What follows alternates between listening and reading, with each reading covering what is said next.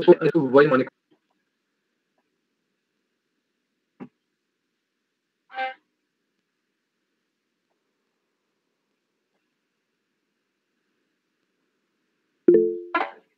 Oui, très bien. Allez.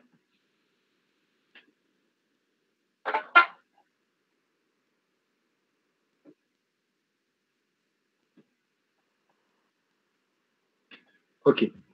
Allez. Donc, j'ai dit tout à l'heure, on ne va pas trop tarder aujourd'hui. On va introduire la première partie de notre mini-projet, si vous voulez. Et on part avec ça. Donc comme vous pouvez lire avec moi, donc énoncé du TP. L'objectif de ce TP est sous la forme, sous la ou autre.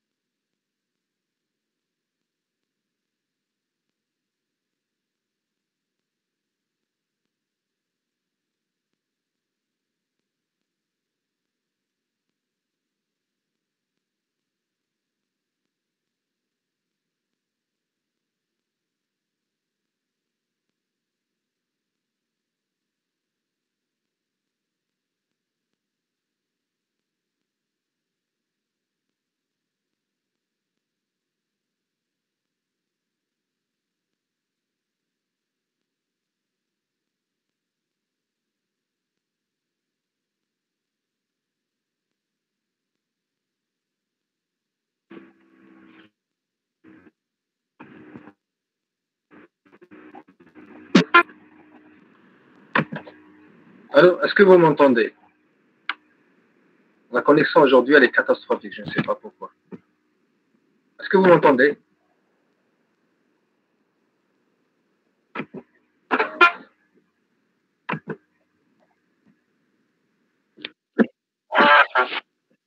Est-ce que vous avez vu ce que j'ai dit auparavant ou bien je relis le tout?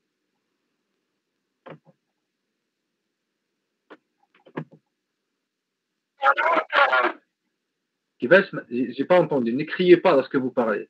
Parlez normal.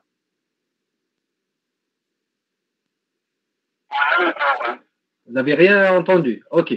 Très bien. Très bien. Je vais repartager mon écran.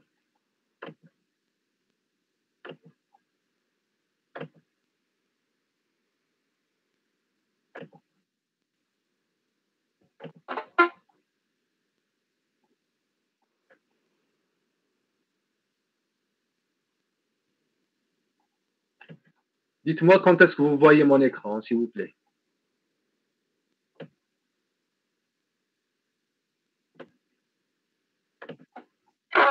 Très bien. Allez. Donc, je relis le tout. Donc, dites-moi lorsque c'est bon, c'est pas bon. Donc, il faut que je vérifie en même temps ma connexion. Donc, l'objectif de ce TP est d'implémenter des agents intelligents sous la plateforme JAD ou autre. Le TP est composé de 2 parties et un rapport à rédiger. Donc, vous avez la première partie qui concerne le système expert, la deuxième partie qui concerne les systèmes d'outillage. Donc, nous, aujourd'hui, on va voir uniquement la première partie. Dans cette première partie, il y a 2 parties. Donc, dans cette partie, il est demandé aux étudiants d'implémenter le système expert des véhicules donnés dans le livre suivant. Donc, vous pouvez trouver ce livre sur le net. Si vous ne trouverez pas, je vais vous l'envoyer. On vous donne même les chapitres et les pages en général. Ça, ces règles-là, on les a vues la dernière fois sur cet exemple-là. Souvenez-vous, le type de véhicule, bicycle, etc. Et on a déroulé sur l'exemple. OK? Puis, donc la deuxième partie commence ici, de la première partie. Puis, adapter ce système expert au domaine commercial. Donc, vous choisissez n'importe quel domaine commercial, la vente des parfums, la vente des stylos, la vente des ordinateurs, téléphones portables, l'immobilier, ce que vous voulez. Tout ce qui vient dans votre tête, ça marchera. L'essentiel, il faut avoir des règles. Donc, là, on est en train de vous décrire ce qu'il faut faire. Donc, l'acheteur, l'utilisateur de votre logiciel, l'acheteur doit renseigner un formulaire d'un ensemble d'informations telles que le type de produit qu'il veut acheter, s'il y en a plusieurs, bien sûr, la marque, le prix proposé, etc. En parallèle, le système expert vendeur est géré par des règles. Donc, vous allez concevoir des règles, comme c'est écrit ici à concevoir, qui déterminent son comportement de vendeur. Donc, les règles que vous allez concevoir déterminent son comportement en tant que vendeur. Est-ce que jusqu'à présent, c'est clair?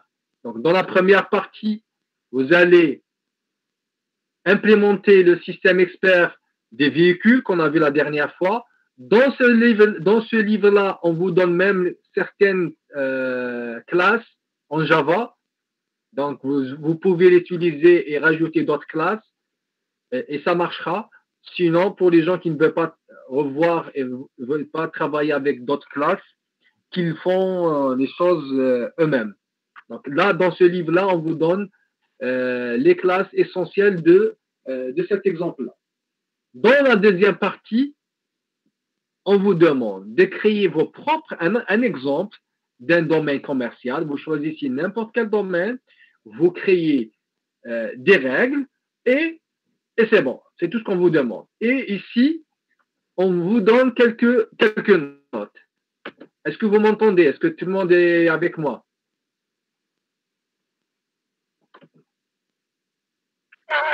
Très bien. Donc, on va discuter sur les points qui sont un petit peu sombres. En terminant la première partie, on discutera. Allez, on vous a donné quelques notes. La première note, au moins 10 règles pour le domaine commercial. Donc, j'aimerais bien voir un exemple sur un exemple sur le domaine commercial que vous avez choisi et vous allez concevoir une dizaine de règles. Ne venez pas chez moi le jour J pour la démonstration avec 3 à 4 règles et vous me dites, monsieur, ça marche. Oui, ça marchera, mais on aimerait bien se rapprocher de la réalité. Dans un système expert, on a une dizaine, des fois des centaines de règles. OK? Donc, on vous demande, dans votre exemple que vous allez concevoir, concevoir une dizaine de règles. Deuxième note. L'existence d'au moins une règle qui appelle une autre. Donc, c'est-à-dire une clause d'une règle doit être définie par une autre règle. Et on vous a donné l'exemple suivant qu'on a vu la dernière fois ici, sur cet exemple-là. Par exemple, regardez la règle qui s'appelle bicycle, bicyclette.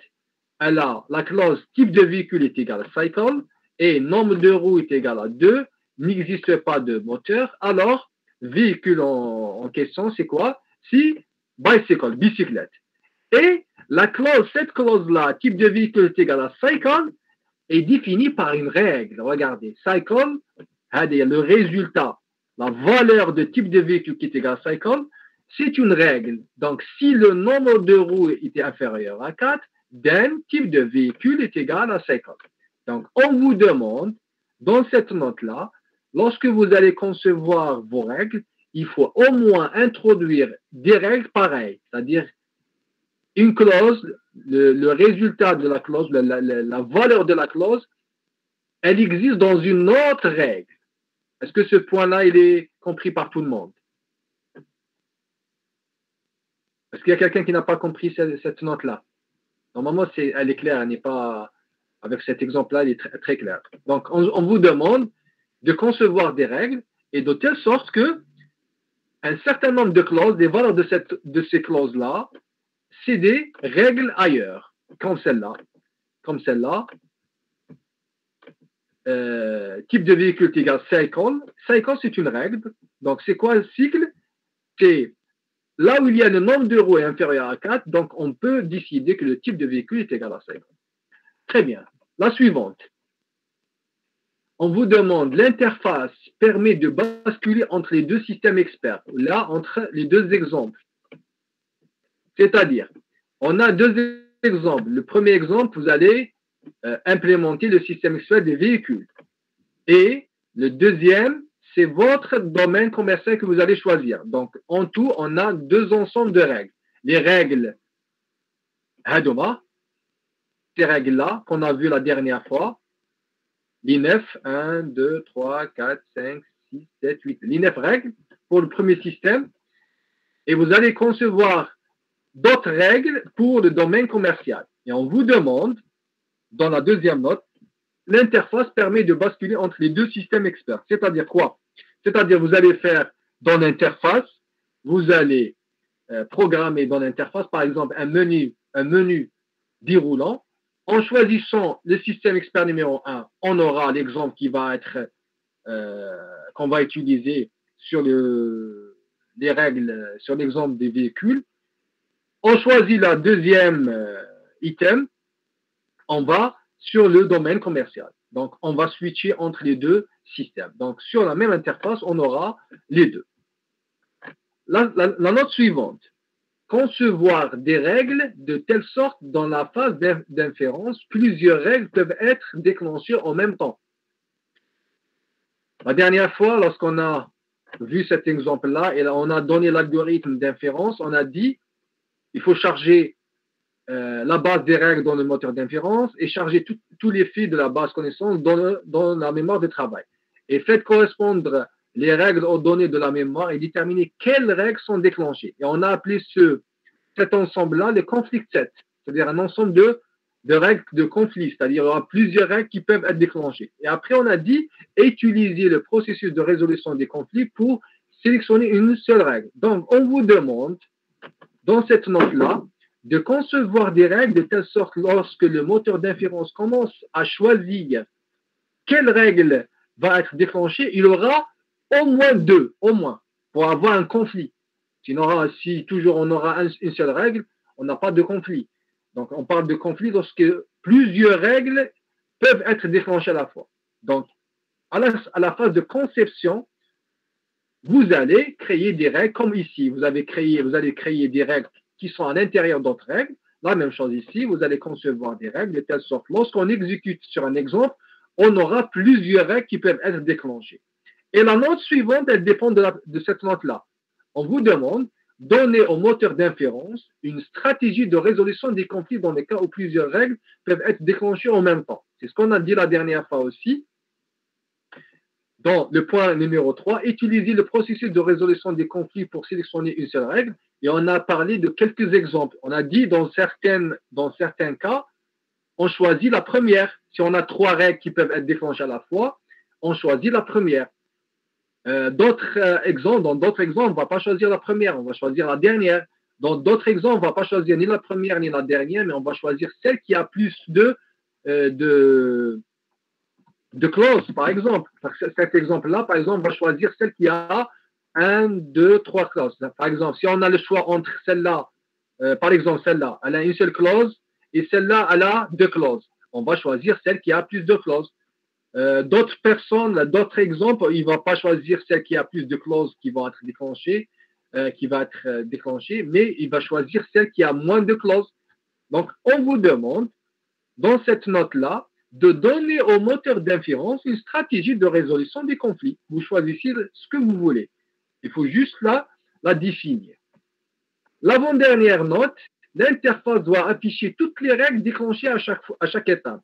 Donc, la dernière fois, lorsqu'on a exécuté l'exemple sur les véhicules, celle-là, par exemple, voilà, à un certain moment, on a déclenché quelle règle? La dernière, je pense. Voilà, celle-là.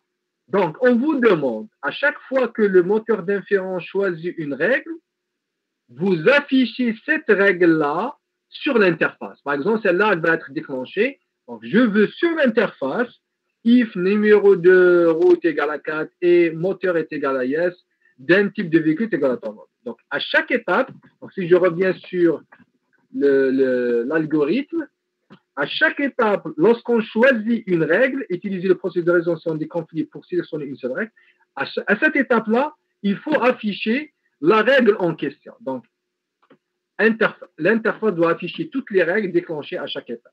La dernière note, un seul moteur d'inférence pour les 2 exemples. Donc, si on a bien compris les choses,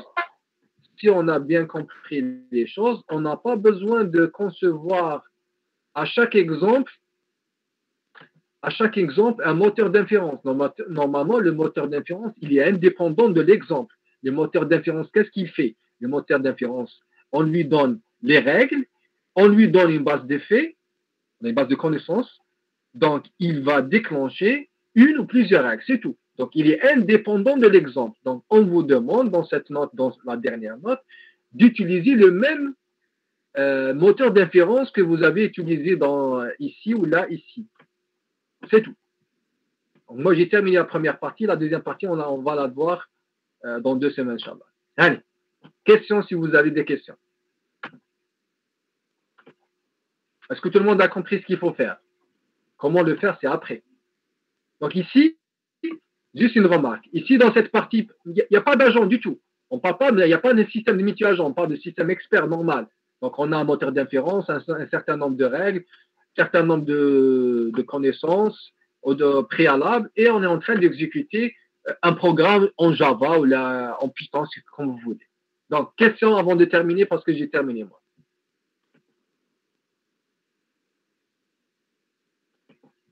Allez, dites-moi. C'est clair. C'est clair, c'est pas clair. C'est clair, c'est pas clair, etc. Dites-moi. Oui, c'est clair. Hein? C'est clair. C'est clair. Est-ce que tout le monde, pas de questions? Envoyez-nous le livre. Donc, j'ai dit pour le livre, si vous ne le trouverez pas, vous faites rentrer le nom Hadaya. Ce support-là, je vais vous l'envoyer aujourd'hui. Vous faites Constructing Intelligence Agent with Java. Si vous ne trouverez pas, donc la déléguée va m'envoyer un message, je vais vous l'envoyer.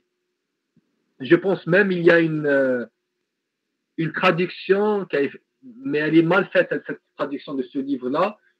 Mais vous pouvez la trouver aussi. Donc, si vous ne la trouverez pas, le livre, si vous ne trouverez pas, qu'elle m'envoie, la déléguée, qu'elle m'envoie un message, je vais vous l'envoyez. Donc, résumons qu'est-ce qu'il faut faire. Donc, dans cette première partie, on vous demande au préalable de commencer à implémenter le système expert des véhicules sur l'exemple qu'on a vu la dernière fois. Dans le livre que vous allez télécharger, vous allez trouver cet exemple-là, sur l'exemple qu'on a utilisé la dernière fois et on l'a exécuté. La base des règles. Et on vous donne même les classes. Donc, vous pouvez utiliser directement ces classes-là, vous manipulez un petit peu et ça marchera. Le moteur d'inférence, il existe, etc. C'est tout. Dans la deuxième partie, on vous demande de créer vos propres règles dans un domaine commercial que vous allez choisir. Vous pouvez choisir n'importe quoi. Vente des piles, vente des stylos, vendre pizza, vendre des voitures, vendre des téléphones, etc. L'essentiel, c'est de créer des règles. C'est bon? On vous demande de renseigner sur l'interface, sur un formulaire, un certain nombre de données. Certain nombre de données, c'est quoi? Revenons sur l'exemple qu'on a vu la dernière fois. Au début, qu'est-ce qu'on avait? On avait, voilà, numéro de roue est égal à 4. Moteur est égal à yes. Numéro de nombre de portes est égal à 3. Size est égal à medium. Donc, sur l'interface, vous allez renseigner quelques informations sur le domaine, bien sûr, TACOM. Vous validez, le moteur inférence, il commence à travailler. OK? C'est bon? Et on vous a donné quelques règles. Quelques notes plutôt. On vous demande au moins une dizaine de règles. L'existence d'au moins une règle qui appelle une autre, et vous avez cet exemple-là, il est très clair. L'interface permet de basculer entre les deux systèmes experts, c'est-à-dire les deux exemples. L'exemple TACOM, domaine commercial, et l'exemple sur le véhicule. Concevoir des règles de telle sorte, dans la phase d'inférence, il y aura un conflit. C'est quoi un conflit? C'est-à-dire plusieurs règles qui peuvent être déclenchées à la fois. Et on vous demande de donner au moteur d'inférence une stratégie de résolution de ce conflit-là. C'est-à-dire, on va choisir une règle parmi les N règles qui peuvent être déclenchées à la fois.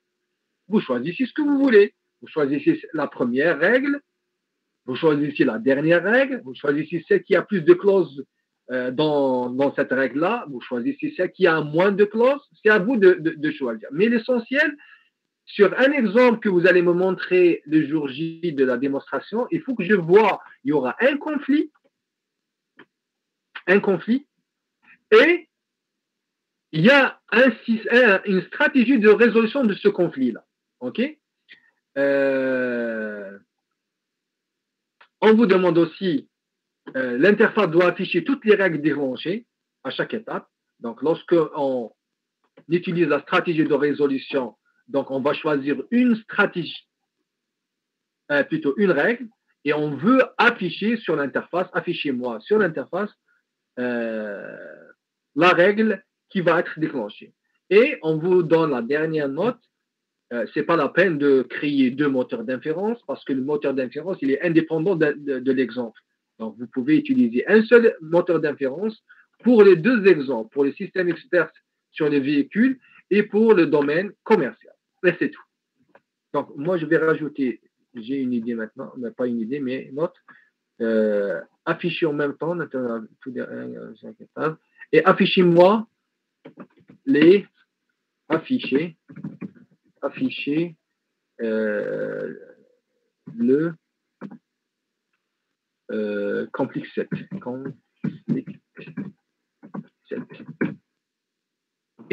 Ouais. Affichez-moi c'est-à-dire l'ensemble des règles qui peuvent être déclenchées à la fois et affichez-moi celle qui va être déclenchée. C'est-à-dire après l'interface, après la stratégie de résolution, le moteur d'inférence, il va choisir une et affichez-moi cette règle.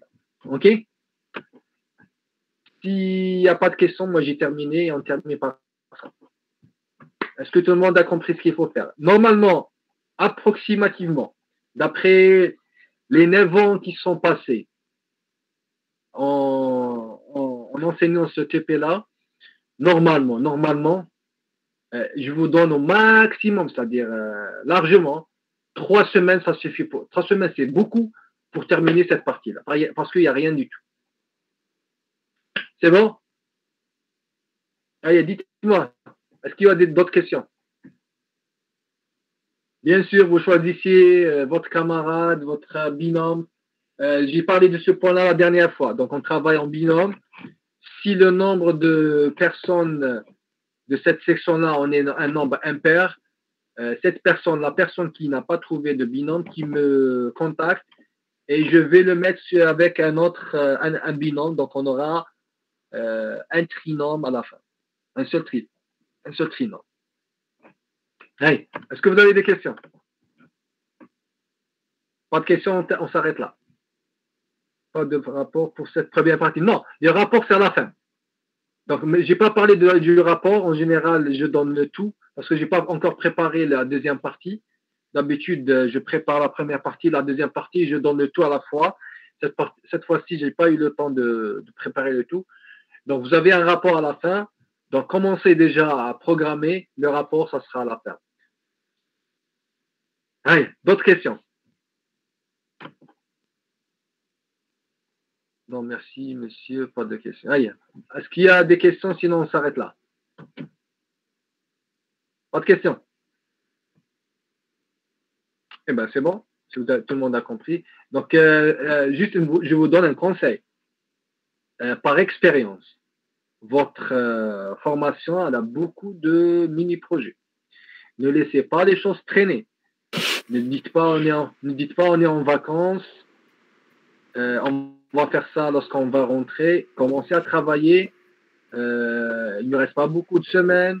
Vous avez beaucoup de mini-projets. Je pense un mini-projet technologie agent, un mini-projet réseau de neurones, je pense, un mini-projet avec Madame Khalder peut-être, etc., etc.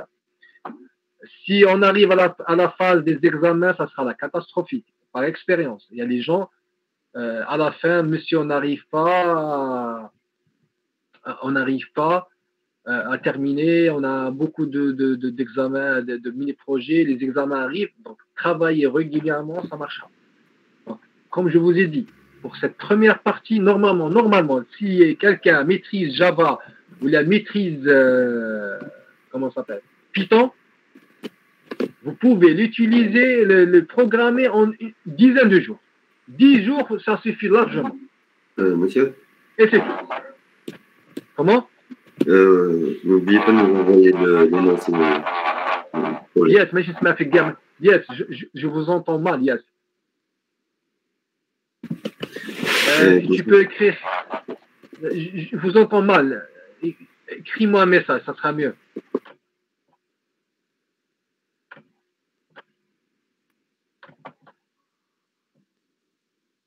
Vas-y. L'énoncé du projet. Je vais l'envoyer, yes. Dès que je termine avec vous maintenant, je vais l'envoyer maintenant. C'est ça votre question, Lias? Ok, c'est ça, très bien. Autre chose? Pas de questions? Donc, s'il vous plaît, prenez en considération la remarque que je vous ai donnée. Ne laissez pas les choses traîner parce que ça sera la catastrophe à la fin. On vous donne un mini-projet ou un TP pour améliorer votre note. Si vous aurez, ça je l'ai dit auparavant, si vous aurez un 10 ou un moins de 10, c'est pas bon pour vous. Normalement, un TP, c'est 15, 16, 17, 18, 19, 14, au moins 14, 13, etc. Donc, si vous aurez un 10, un 9, un 11, c'est pas suffisant. OK? Donc, travaillez régulièrement. Il nous reste un seul semestre. Il est très, très court ce semestre-là. Et ça ira à la fin. Donc, si vous n'avez pas de questions, moi, j'ai terminé. Bonnes vacances et à la rentrée, Inch'Allah. S'il n'y a pas de questions. Pas de questions? Ok, allez, au revoir.